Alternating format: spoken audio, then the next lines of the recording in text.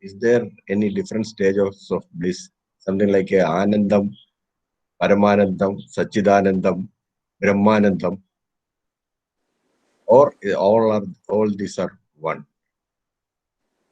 There is joy, heightened joy, celebration, dissolution, and there are different stages of experience of joy.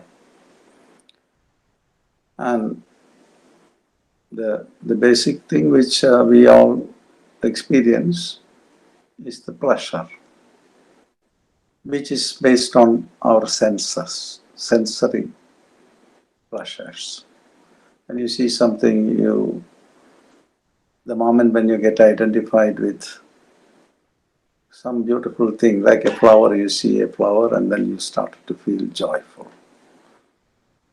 And simply by seeing the object of desire, we get into some kind of joy. That is actually the pleasure, which is very physical in its nature, sensual in its nature. And then as we proceed from the sensual level to the deeper level of the mind, certainly there are a lot of different experiences of joy in the mind.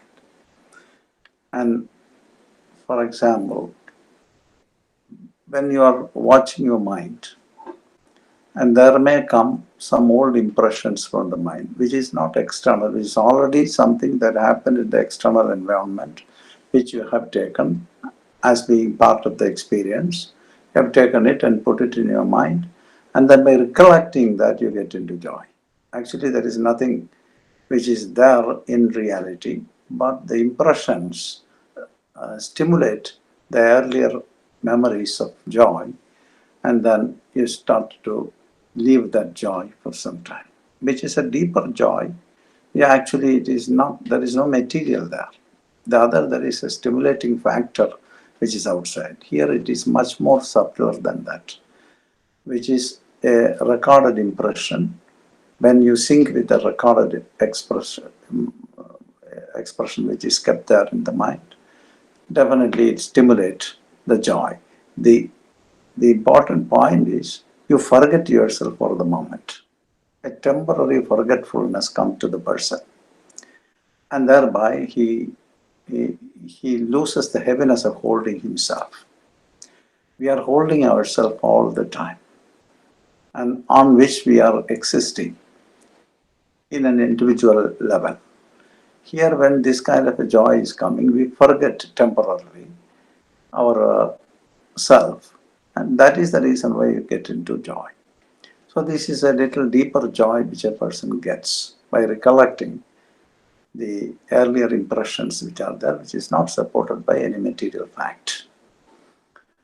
And then sometimes the mind settles completely. When you are meditating, the mind settles completely, because there is no modification of any kind takes place in settlement, which is like a yogic state actually. All the activities of the mind, the peripheral activities of the conscious mind, when it settles, you get into a state. And that state is the yogic state. And there, dissolution takes place. Temporary dissolution of the mind takes place.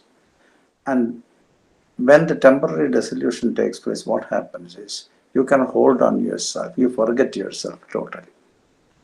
But it is a temporary experience only. It is not permanent. And so when you lose the heaviness of holding yourself as an entity, as a person, is not anymore there. So relief comes from you, which is called anandam actually. You are getting beyond the realm of the mind. You get into actual joy. And if you allow the joy to be there as the observer of the joy, then what happens? This joy becomes an ecstatic celebration. Celebration, because there is no heaviness of any kind for you. You are totally free, temporary, but it is not a permanent state. And there happens a celebration, and which is called the experience of bliss. You are not separate at that time. You feel the oneness.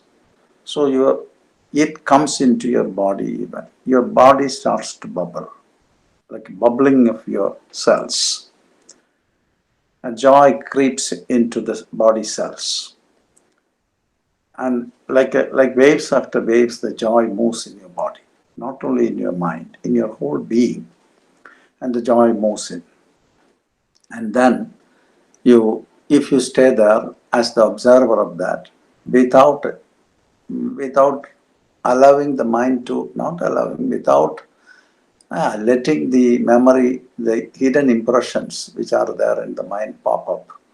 If you stay in that trance, then the possibility of the hidden impressions which are in the memory to come up will be curbed totally. It cannot come up.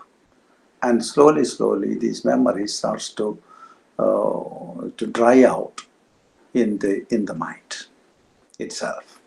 So the rudiment of our mind, the rudimentary mind, which is actually in the memory, which is going away, which is dissolving.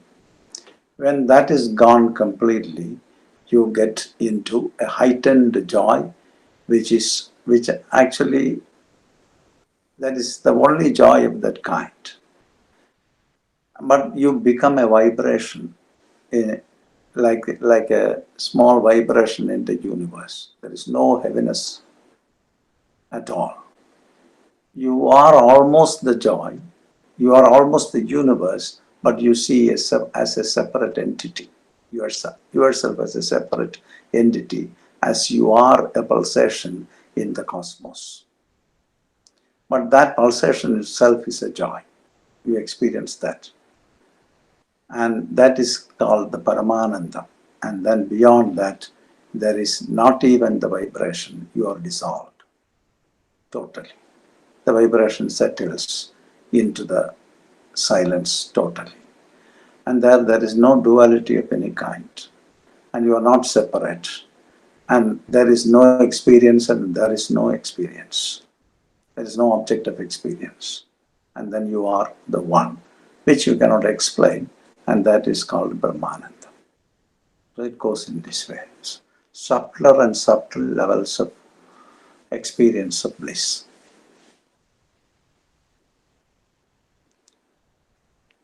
Thank you.